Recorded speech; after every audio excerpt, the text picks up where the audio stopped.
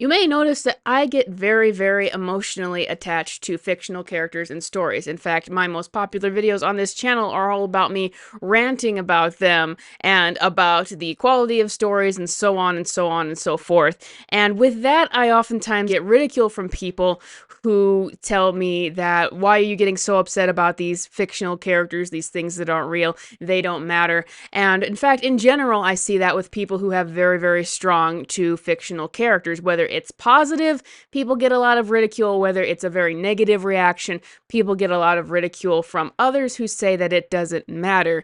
It is interesting to watch, though, how people get so wrapped up in the lives of people who aren't real, who aren't actually having lives, who aren't actually having experiences, but they have such strong reactions to them. And a lot these days, as the word character assassination when referring to fictional characters gets thrown out, you see a lot of nearly devastated reactions to these beings that aren't even real, as they all of a sudden become something that they're not to the people who were fans of them. And once again, that brings about a lot of ridicule from others, because after all, these are fictional characters, they're not real, they don't matter. But do they? Because we are feeling things for these stories and the lives of these characters that aren't real. Is there something wrong with us for feeling that way? Like, I recently had somebody call me an Annie Wilkes. For those of you who don't know, Annie Wilkes is a villain from a Stephen King book, Misery, who he made as a parody of his own fans who got upset with him for trying to write a fantasy novel instead of a horror novel. And she is a total psychopath who kills children, who kidnaps her favorite author and ties him to a bed and hobbles his ankles to force him to write the books that he writes in the way that she wants it to be. I don't want her, bitch! I want her! And you murdered her! You did it! You did it! You did it! You did it! You murdered my misery! And guess what? I will not deny that comparison whatsoever, because we fans do get passionate and overly passionate about these fictional characters. Stephen King was very apt in his little parody of us. But while you might think that that's going to lead me to say, yeah, we need to calm down, we need to not get so upset, of course people should not do anything bad in real life over fictional characters. They should not be toxic to creators and all of that. However, I am a person defending the people who get very, very attached to fictional characters and who have them mean a lot to them. And I want to explain why, with that emotional attachment to these fictional characters, wouldn't it make sense that if they were destroyed in any way that we would feel very, very strongly about it? But is it, like, unhealthy in general to have any sort of emotional attachment to fictional characters? And why do we feel anything for these things that aren't real? I wanted to do some research on this to see if there had been any psychological studies about why people get attached to fictional characters, things that aren't real, experiences and happenings that aren't real. And I did find some explanations. One of the best explanations I found was from a 2013 article from motionpictures.org, referencing theories from a postdoctoral researcher in the English philology unit at the University of Helsinki. The researcher said, we'd have no way of processing a character cognitively if we didn't have experiences with people outside of the fictional world. The experiences with fictional characters resonate with us because of the fact that we've had deep experiences with people throughout our lives. The article goes on to say that empathy and sympathy are phenomena we experience almost daily in our dealings with others, and they play key roles in the way we respond to fictional characters. According to social psychologists, empathy allows us to experience another person's feelings, or at least reconstruct what we think that other person is going through. Empathy can lead to sympathy, or our ability to understand that another person is experiencing pain, which often makes us wish to alleviate that pain for them. In the case of movies, so long as a director gives proper perspective on a fictional character, allowing us to both imagine their pain and to perceive their experience from a distance, just as we do with real-life friends and family, in our minds we subconsciously fill in the details of characters' lives that are missing. This may include episodes from their past, what they're thinking, or what they were up to when we weren't around, which only heightens their sense of realness. At the same time, for the duration of the film or story, we may get to know those characters more personally than we know some of our own loved ones. Narration gives us a window into their thoughts, and the story allows us to peek on their most private affairs. Even if we cannot directly relate to a character's circumstances, say we've never been to war, lived in Kenya, or are not the same gender or age, we can still connect with them so long as the storytelling and emotional perspectives are there. Our ability to feel emotionally for fictional characters will transcend all other circumstantial details.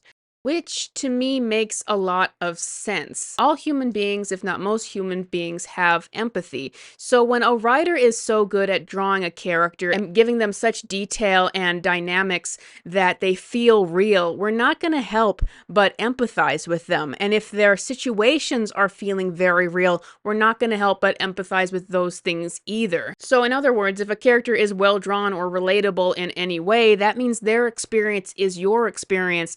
What the story has them feel, you feel. And that makes a whole lot of sense to me and my experiences with these stories. When I was 8 years old and I watched The Lord of the Rings for the first time, when I had finished the entire thing, I felt like I had been on a spiritual journey with these characters, because The Lord of the Rings is a spiritual journey. But the characters in those movies are so well drawn and so likable and so human, even though they're not real, even though they're supposed to be fantasy characters and fantasy creatures. They felt real to me. And I really, really felt like I was there with the characters and watching them, because their emotions, as conveyed by the actors and the writing and the set design and all of that, felt very real. And in your mind, you know it's not real, but in your subconscious, it feels real. And that's why you feel things for these characters. So when Frodo is just trying to get out Mount Doom, and he's got the weight of the world on his shoulders, literally, and for all he knows, all of his friends are dead. The place that his home that he is trying to save, he will never see again. And he just cannot carry this burden up that mountain. And he's laying flat. And then the person who has been loyal to him this entire time is trying to give him memories of his homeland and what it's like, and that is what he needs to fight for. Do you remember the Shire, Mr. Frodo? It'll be spring soon. The orchards will be in blossom, and the birds, and even the first of the strawberries with cream. And Frodo says that he just can't imagine it anymore because of everything that he's gone through, everything that he's feeling right now, the complete despair. No, Sam. I can't recall tasting food. No, the sound of water.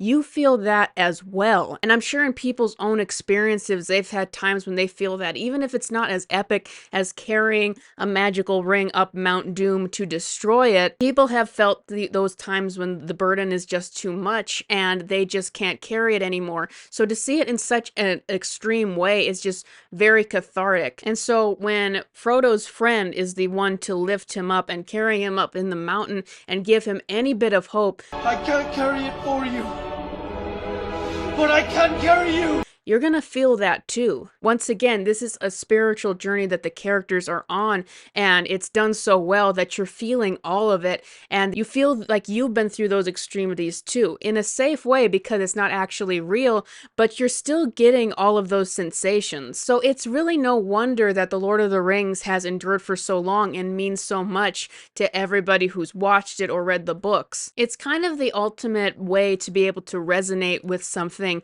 and be able to feel something and be able to have experiences in a safe way, but so that you actually come to an understanding, or you can actually feel like you're not alone in a way. Because when you subconsciously believe these fictional characters that much, they become like your friends in a way. You know what they would do, you know how they would react, you're invested in what's going to happen to them. Fictional characters can be used to lift people up. Like, you can read on an Instagram post, just keep going, and it sounds nice, but it's not really tethered to anything. It's entirely different when you've been on a journey with a fictional character who is well drawn enough to be relatable, who you see has no direction in their life, who's going through all these failures and struggles and still can't make it all work. You've empathized with them and put yourself in those shoes, so you're feeling what they're feeling, and then a character who is close to them tells them, "You're the best of all of us, Mom. You're on your way.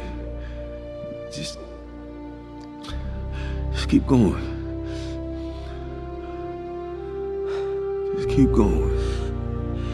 then you feel that too, and you don't even need to say it out loud. It's just what you're experiencing in the moment as you're watching those stories. I can pull from some of my own experiences with these situations. The reason why I got so much into Batman in my teen years is because I felt such a great empathy for the character of Batman and his supporting cast. Because heroic characters with positive outcomes are one thing, but there's another part of life where there is a lot of depression, there's a lot of failure, there is a lot of misery, and all of Batman's characters were characters who had an obsession with something where they were sort of trapped in not having any happy endings.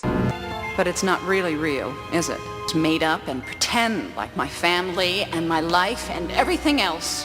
Why couldn't you just let me make believe? Got so much into Batman is because I really empathize with that character. I went through a really hard time right when I got out of high school, and I used to watch Batman Begins specifically on repeat. And why is that? Because it was about a character who kept falling and he needed to pick himself up over and over again. It was about a character who had all this weight down on him and all this depression on him, and he was in this very, very dark world, a world that I felt like I was living in at that time, but he kept pushing forward and trying to forge something good out of that. And he wasn't perfect at it, and he couldn't completely alleviate himself from all of his pain and depression, and that is kind of how I was feeling at that time. Because characters can give you the strength to go on, but they also provide an empathy of some of the realities of life, that not everything is perfect. Sometimes there aren't always happy endings. Sometimes there's flaws that you don't entirely get over. That's why characters who aren't perfect and who aren't good people and who don't get over anything are important as well.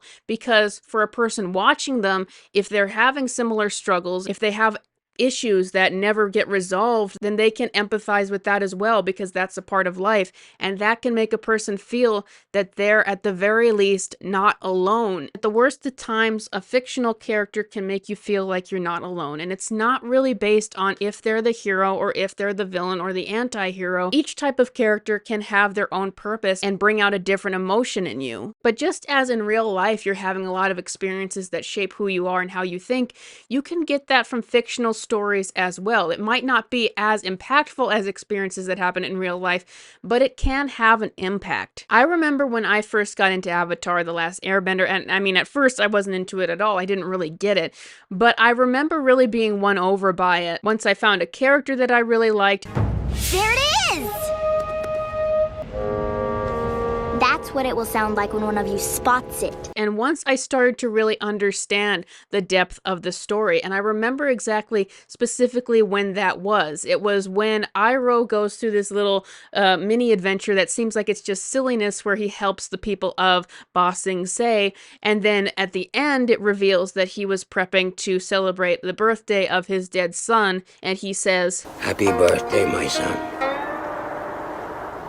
If only I could have helped you." And at that moment, it gives you a depth of this character that you understand that he's more than just his silly demeanor, and exactly why he thinks the way he does, and why his sort of laid-back persona is really just a cover for him realizing the important things in life after he was so dead on the war, and then his son died from the war, and he realized what was actually important, and it informs the story and the relationship he has with his nephew, and how he doesn't want him to wind up like his son. And really what tied me into Avatar was Zuko's story and him going on this entire journey of redemption. And the reason why that story is so famous from Avatar is because it's so gradual and Zuko's character is so nuanced. Once again, he feels real and you feel every step of his journey. So the catharsis of his change is so impactful. Uncle, I know you must have mixed feelings about seeing me, but I want you to know I am so sorry, Uncle. I am so sorry and ashamed of what I did. I don't know how I can ever make it up to you, but And you feel like you've been on that experience, at the very least that you've watched somebody legitimately have that experience. And it's like, that's why stories are so important. They bring us to these experiences we might not have ever had otherwise. Did they really happen? No, but subconsciously we feel that they did. You're only ever gonna get one life to live on this planet, but stories and characters make it so that there are infinite lives that you can live. There are infinite experiences that you can have. These characters are like your friends, and these experiences are like your experiences. So if a character dies, then you actually feel sad about their death because in a subconscious way, you felt like they were actually alive. And I don't really know where I'd be without a lot of those stories. Like, for example, Inside Out 2 came out recently, and I gave it a positive review, but I actually started liking it more and more the more I watched it. And why is that? Well, this movie just calms me down by the end of it because it's such an accurate depiction of anxiety and what anxiety is and how it works. And just seeing it and feeling like, oh, like people understand that's how anxiety works, just laying it out. This is what anxiety is, this is how it works for you, and it's trying to protect you, but it can lead you into dangerous areas. And just understanding the complexity of the emotions of joy and anxiety and just seeing it all out there for once when it was just so quiet inside of me actually calmed me down and made it easier to deal with it now that I understood it. And I didn't need to get out there and talk to a therapist or, expose all of that in real life. I just needed to feel it happening on the screen and understand it for myself. And the storytellers who made Inside Out 2 were able to do that, which is why I don't understand why people say that stories and fictional characters don't matter, or if they're giving us all of this positive experience, why they wouldn't matter to us. Because at their best, this is what stories and characters do. And it's not most of them. Like, it is a very skillful thing to be able to make a character feel real or experience really resonate with people and make them feel like it actually happened. And that's why I get so nitpicky about the quality of things. It's because I'm passionate, because I know what these stories can be at their best. But then there's the question, why do some people have these very strong emotional reactions to characters where others don't? I did some research on that as well. Karen Dill Shackelford, PhD, a media psychologist based in Santa Barbara, California, says that while some people who are more casual fans might think it's strange to be so attached to fictional characters, it's actually natural to find these characters important. She says that because storytelling is a way to touch on ideas that are important to us, connecting to a story and its characters is important, and often we might even feel more empathy for a story than we do for things and people in our daily lives. Meanwhile, according to Refinery 21, while there isn't much hard science out there to describe why people have more casual or more passionate reactions to characters and stories in general, Deborah Kissin, PhD, a member of the Anxiety and Depression Association of America, says it might have something to do with how deeply we probe into things in our lives in general. If you've ever gotten so into a movie or TV show and its characters that you turn to Reddit theories because you couldn't get enough, you definitely get what it's like to be wrapped up in a fictional world. And if you haven't, it might be hard to understand why some fans are so passionate. Meanwhile, back to Dr. Dill Shackelford, she, quote, describes our relationships to characters as parasocial relationships, or one-sided relationships that we have with the media that we consume. Even if a character can't talk back to you or otherwise engage with you, it makes sense that if you get home at night and spend an hour or two watching a TV show, you might really get attached to them because they bring you joy or cheer you up after a rough day. Feeling so much affection for these characters could be a sign you're capable of a lot of empathy. You have to engage in a real human way in order to feel that connection.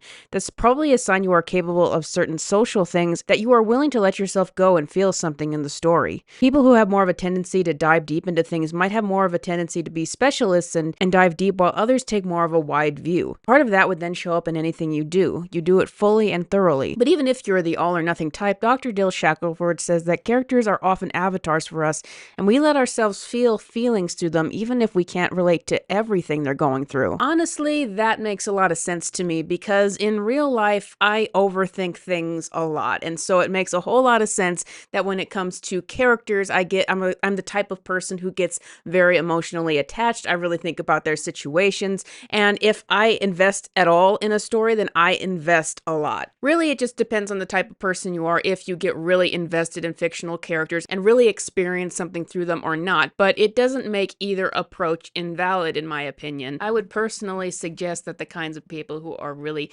deep and empathetic about things balance out the people who don't get too invested in things. But once again, I said it doesn't make either point of view invalid. People who think very deeply about things, in this case fictional characters, are going to be able to get things out of them and contribute to real life, and the people who don't are going to be able to contribute something. And once again, I don't think either view is invalid, but for the people who do get very emotionally attached to characters, it is because we're getting something very deep out of it. We're exploring other people's lives, so to speak. We're exploring other people's situations. We're feeling a lot through these things. We're getting a lot more information, so to speak. With all of that said, though, it makes sense where so much of us are attached to fictional characters and the situations that are happening, and that we're really feeling very strong emotions for them when done right. But what happens when that's destroyed? In this case, I'm not talking about a character being killed off, because there are a lot of times a lot of great death scenes out there that people love, and that's because we still mentally understand that these are stories we're watching, and if a character is given a satisfying death for their story, one that was built up and it makes complete sense,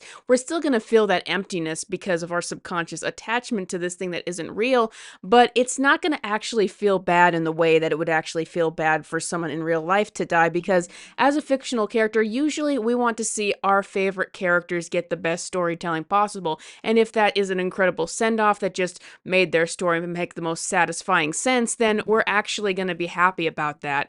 I'm talking about when things are ripped apart, where they start becoming unrecognizable to us. That feeling, and I don't know if anybody else has experienced this, but that sort of sick feeling where you're no longer invested in what's happened in the story. You're just sickened that the writers have done something, that things are changed beyond recognition, that it's starting to detach you from that emotional experience. Well, let's explore this with an example. Let's go to Spider-Man as an example. Spider-Man is a character that is a great way to look at how fictional characters really resonate with people. Spider-Man, with what Stan Lee touched on when he first invented him, he just really tapped into the core feelings of people in high school or college or really any age that just feels like the entire world is against them, the way they constantly feel pushed down. Even I, as a big Batman fan, admit that I think Spider-Man might be the most relatable superhero of all time when done right, because of the very, very realistic way he actually portrays life and portrays the life as a young adult. It's just insanely relatable, and that's why so many people are connected to this character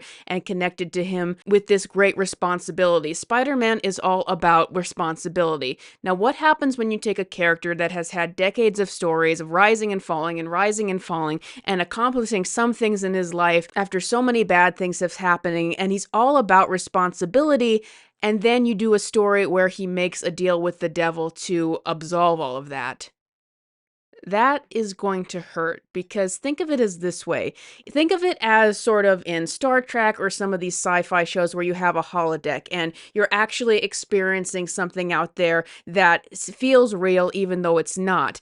Then if something terrible happens in that story, then you're going to feel that too. It's like being hooked up to a simulation. If something bad happens in that simulation, something just entirely grotesque and awful that changes everything good that you knew, then you're going to feel that and it's going to hurt. Because once you have all this emotional investment in something like a character and feel like you know them, and all of a sudden they start acting completely opposite and completely opposite of all of the positive things that they gave you and completely unrecognizable and do something horribly grotesque, in this case, making a deal with the literal devil, that is going to just feel awful. That is probably going to make you feel sick, which is why I'm surprised many people behind the scenes who work on these characters and stories can't seem to realize what they're doing when they do something like that. Because when I read the behind the scenes of an event like One More Day for Spider-Man, I just feel it seems like they didn't even realize what they were doing with that. But that is essentially why it hurts so much when something like that happens. You have this character that subconsciously feels like they're a person, and they give you a lot of relatability to make you feel like you're not alone, to give you some escape, to give you some understanding about yourself, and then everything about that is turned on its head. It's the same with Batman, a character who is all about rising up out of a very dark place, trying to forge something better, always trying to be better than his villains, always trying to give them a second chance, and then you do something like Suicide Squad Kill the Justice League, where he is being mocked and he's down and he is everything he is everything that is the opposite of everything he ever stood for. He is being humiliated. He has failed everything. And you make him being humiliated by one of the villains he's tried to help and shoot him in the face in a very mockingly cruel way. It's not only going to seem very cruel in terms of a story, but we're really going to have a visceral reaction to that, because we already had a visceral reaction to Batman as a character in a positive way, and then to be sort of linked up to that character and story and then feel him spit on and feel him degraded and all of this hope that he gave people essentially torn to the ground.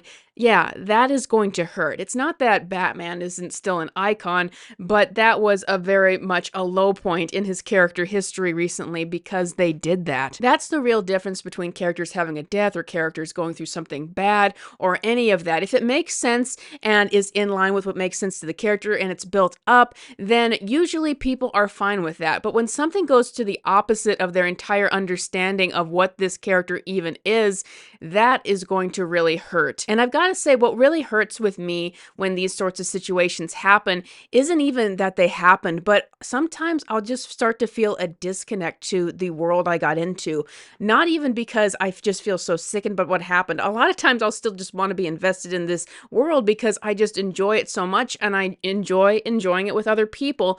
But unfortunately, something happens called killing the illusion. When you've built up a character or a world and you've built up an understanding of people in terms of how it works, who that character is, where they could go, if the development makes sense, and then you just destroy all of that in a way that doesn't make sense, you kill the illusion. You kill a person's basic ability to be able to believe in this universe anymore. A story is sort of like a lie that people want to believe, where you have to have everything straight in a way, and when things start to not make sense, then someone can no longer believe it. And I've had it more than once where something like a character assassination or just such bad writing that broke the universe will happen, and this very heartbreaking thing will happen where I can no longer believe in that universe anymore. It becomes just a story. It doesn't become something that I can subconsciously feel anymore. And that is really the most heartbreaking thing of all. And still some people won't really understand that. Like, what's the big deal? Just move on. And as I'm trying to say, it's because of our subconscious attachment to these worlds where these characters feel like our friends, where these experiences feel like experiences we've actually seen play out. They become a very special part of us. And there's an episode of the show Teen Titans that explores this topic. In it, Cyborg creates a car that's built up in a humorous way as this incredibly important thing to him that he obsesses over until it gets stolen. And the rest of the episode consists of Cyborg desperately chasing after this car, trying to save it from multiple people who steal and abuse it. And no one can figure out why Cyborg is obsessed with this one car. By the end, after desperately fighting to get this car back, it's possessed by yet another villain who completely transforms it into something evil, prompting Cyborg to say, "It's not my car anymore." Cyborg comes away devastated by the loss of this car, and he acknowledges how embarrassing that must make him look to other people until Raven gives him some empathy. This was something he worked very hard on for a long time and put a part of himself into it, so to speak. So of course that's why it was so devastating to see it taken away by other people and misused and tainted and destroyed, which frankly is a good metaphor for how I feel when I see things I've cared about and invested in destroyed. These are things I've put a lot of myself into. These are characters who got me through the worst of times, who gave me experiences I would have never had. They're like people I know. And to see others not respect that and to taint things really hurts. And like I've said, it's actually very rare that a story universe actually gets so many people that invested into it that it does give them that strong of emotion. That's why there's these big franchises out there. Those tend to be the franchises where people connected to the characters the most and want to spend the most time in that lore. And of course, if people see that going down a bad direction where the illusion of that universe and all the positive things about it are being killed off, of course they feel defensive and want to preserve that. It's sort of like if somebody tried to destroy the Mona Lisa, a lot of people would want to defend that. Yes, it's just a piece of art. It's also something priceless. I see a lot of these stories and characters as something priceless that I want to protect. This was a really, really, really hard video for me to do. Probably the hardest one for me to talk about because, first of all, it's very sensitive to talk about what these characters mean to me. It's also hard to talk about because it's hard to really express why they mean so much, what experiences I've had with them, and why I want them to be preserved. Characters and stories are an expansion of your own world. They give you priceless experiences. They give you this illusion of people you feel like you actually know. They pick you up through the worst of times, and they kind of help you understand all the bad in the world as well. That's why it means so much to people when these characters and stories are destroyed, because these are our friends, these are our experiences, and of course it's gutting when someone tries to take them away away or change them beyond recognition. If we feel we know these characters as people and subconsciously fill in the blanks of who they are, then when they start acting differently all of a sudden out of the blue, we're going to notice that. We're going to notice all the details, just as if somebody in real life started acting differently, then we'd realize that too. And just as if somebody in real life all of a sudden with no explanation started becoming something completely different, that would be terrible. And sometimes it's the people who get most upset with how characters are being used are the people who know them the best. That's why they notice the details of when they change. And to be upset about that is just them being passionate, not wanting to lose something that's good, which is why people who are passionate about stories should not be ridiculed for just for being passionate about it. So I would say to anyone watching, don't feel bad if you get really, really invested in stories and characters. They do matter, and it's completely understandable if you feel very strongly about the things that happened in story or out of story around it. But for anybody else who doesn't get that invested in characters and stories, obviously that's fine as well. But I hope that maybe I've given a little bit more of understanding about why other people are so invested in these worlds. And I hope that I've been able to explain at least something or given people any kind of more of an understanding of this in this video. Let me know what you think of this video in the comments below. If you want to support my work on this channel, you can support me on Patreon, as these other folks have done. Thank you all so much for watching. This was a hard video to make. If you like this video, please leave a like and a comment and a share if you will. And if you want to support my work on this channel, you can always support me on Patreon, as other fine folks have done. And thank you all so much for watching. This was a very difficult video to make, and I'm glad I got through it. And I will see you guys next time.